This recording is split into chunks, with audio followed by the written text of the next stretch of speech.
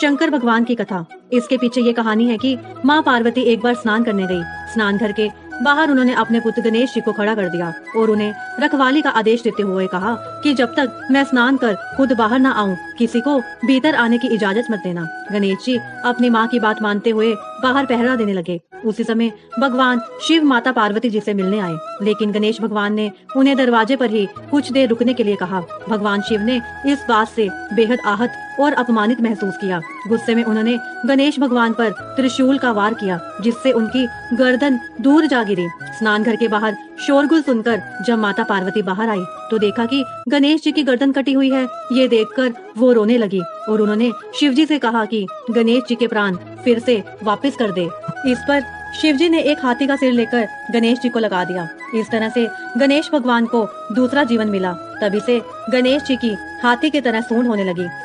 तभी से सभी महिलाएं बच्चों की सलामती के लिए माघ माह के कृष्ण पक्ष की चतुर्थी को गणेश चतुर्थी का व्रत करने लगी। सब बोलो गणपति गणेश भगवान की जय। आइए अब सुनते हैं संकट चौथ व्रत की दूसरी कथा, कुम्हार की कथा। किसी नगर में एक कुम्हार रहता था। एक बार जब उसने बर्तन बनाकर आवा लगाया तो आवा नहीं पका। परेशान होकर वह राजा के पास गया और बोला कि महाराज, न जाने क्या कारण है कि आवा पक ही नहीं रहा। राजा ने राज पंडित को बुलाकर कारण पूछा। राज पंडित ने कहा, हर बार आवा लगाते समय एक बच्चे की बलि देने से आवा पक जाएगा। राजा का आदेश हो गया। बलि आरंभ हुई। जिस परिवार की बारी होती वह अपने बच्चों में से एक बच्चा बलि के लिए भेज देता।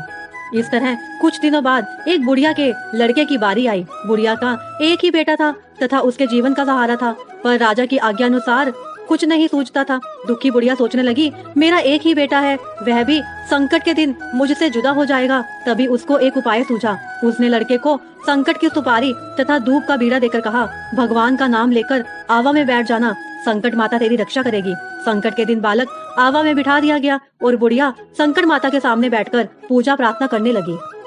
पहले तो आवा पकने में कई दिन लग जाते थे, पर इस बार संकट माता की कृपा से एक ही रात में आवा पक गया। सवेरे कुम्हार ने देखा तो हैरान रह गया। आवा पक गया था और बुढ़िया का बेटा जीवित व सुरक्षित था। संकट माता की कृपा से नगर के अन्य बालक भी जी उठे। यह देख नगर वासियों ने माता संकट की महिमा स्वीकार कर ली। तब से आज तक संकट माता की पूजा और व्रत का विधान चला आ रहा।